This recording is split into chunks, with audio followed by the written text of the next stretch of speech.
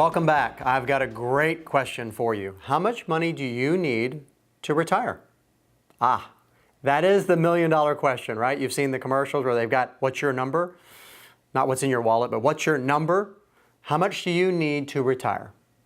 How much? It depends, right? It depends on your situation. I get that question a lot. People say, well, how much do I need to retire? Here's what I want to do. Because that's the big part of it. What do you want to do?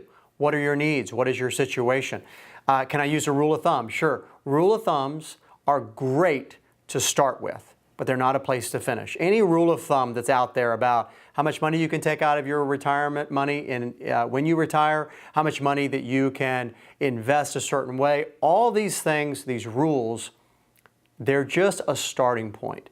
You really have to look at your individual situation. Now, I've got a great example for how much money you need to retire. Because it's so individualized, let's use an isolated example. In the movie Castaway, with Chuck Nolan as the lead character, played by Tom Hanks, this guy is stranded on a desert island.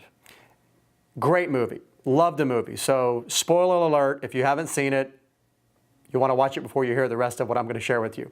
So, he's stranded on a desert island. It's a tropical island, but it's out in the middle of the ocean. And his plane goes down in a nasty storm. He's on the island. He learns to fend for himself. He's the only person. The island's not very large. And he's on the island for 4 years. He keeps hoping to be rescued. He's a smart guy. He does the math, draws it out on the rocks, and figures out that he's basically in a search zone the size of Texas. So his odds of being found are very remote.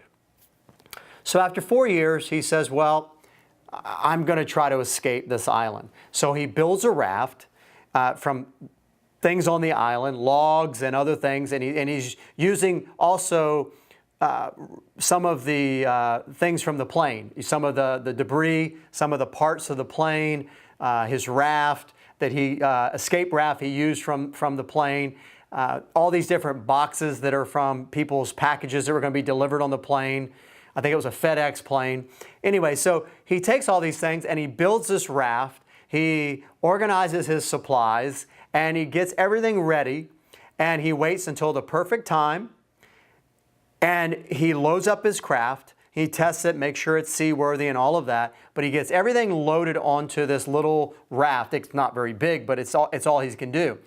And so he gets on the raft and he launches into the water. Now, the island is surrounded by these really nasty, huge waves, and there's this really dangerous reef. He tried it a couple of times initially, got hurt a couple of times trying to get out there, but this time he gets over the waves and he escapes the island. Now, as he's leaving the island and it's disappearing into the mist on the television, on the screen, he realizes that he's never going to see this island again. Now, he didn't want to stay there the rest of his life, but it was safe. It was secure. He knew where he was. He knew his environment. He knew where he could get additional food, coconut trees, hunt for animals, whatever. So, as he left the shore, there's this moment where he realizes he's on his own, and the only thing he has to ensure his survival is what's on the raft. So that is an outstanding analogy for that transition you make when you retire. When you make the transition to retirement, you only have what's on your retirement raft. The investments, the money you've accumulated, that's it. There's no going back. Well, I mean, you could try to get back to the island, but that's going to be dangerous, right? Or you could try to go back to work. That's a whole nother peril to encounter. But when people make this transition, they have to make sure that their craft is seaworthy. They've packed enough supplies to see them through the journey until they reach their destination. So how much do you need to retire? Well, think about it. How long will your retirement be? How long do people live in your family? How have you lived? What has your lifestyle been like? Are you in good health? What are your sources of income going to be? What are your plans for spending money? all these things come together to affect how much money you need to retire. Do you have other sources of income besides that retirement or those investment accounts? Now, one of the things, well, let me back up. There's two ways you can approach this. I get this question a lot. How do I figure out how much money I need, or how much can I get from my investments? It's really two different ways of approaching the same question. The first way is, and this is very common, so if this is you, very common. People arrive at retirement or are already into retirement or are very close, and they realize, I need to do something to plan my retirement.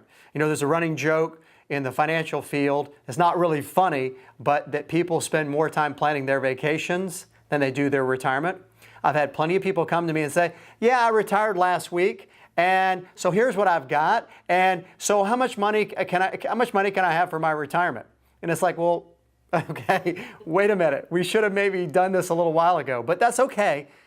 I meet people where they are, and a lot of people approach it that way. So if you've made the decision to retire, you've pushed yourself out into the ocean, so to speak, and you have what's on the raft, then the job of an advisor is to figure out how to make what's on the raft last you long enough.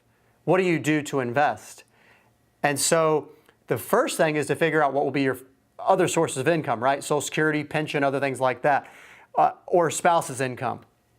And then what do you need to do with your investments to get the income you need? The first thing to do is to figure out how to invest your money to get the income you need to meet your bare minimum expenses. Then beyond that, you may have discretionary expenses that you can draw from your investments for as well. So what the approach is you are solving for the amount of income that can be reliably produced by your investments to give you what you need for the rest of your lifetime.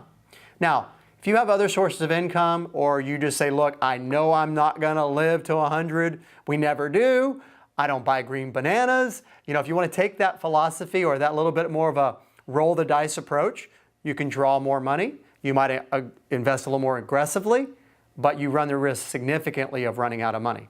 The other approach, of course, is to be more conservative and to get investments that will give you the income you need first, and then whatever's left over can be invested more aggressively. So all of that is the first way of approaching retirement and retirement income based on what you've accumulated. You've already made the decision to retire. What can I do with it?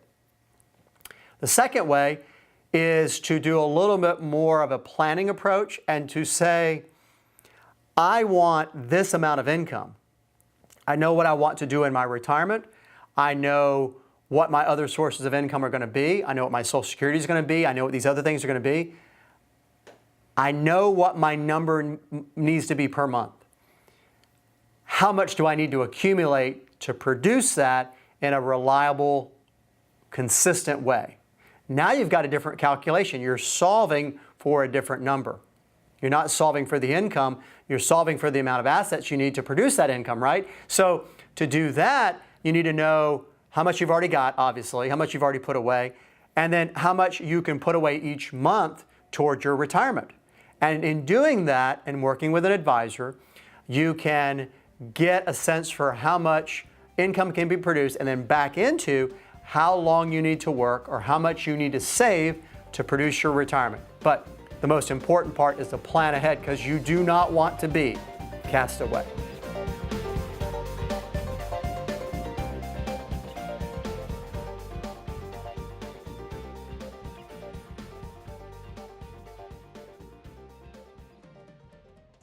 What if I could help you improve your financial future? I can't tell you everything about myself in the next 30 seconds, but I can tell you this: I'm not your typical financial planner. So if you're looking for complicated, confusing double talk, I am not your guy. Good morning, David. Good morning.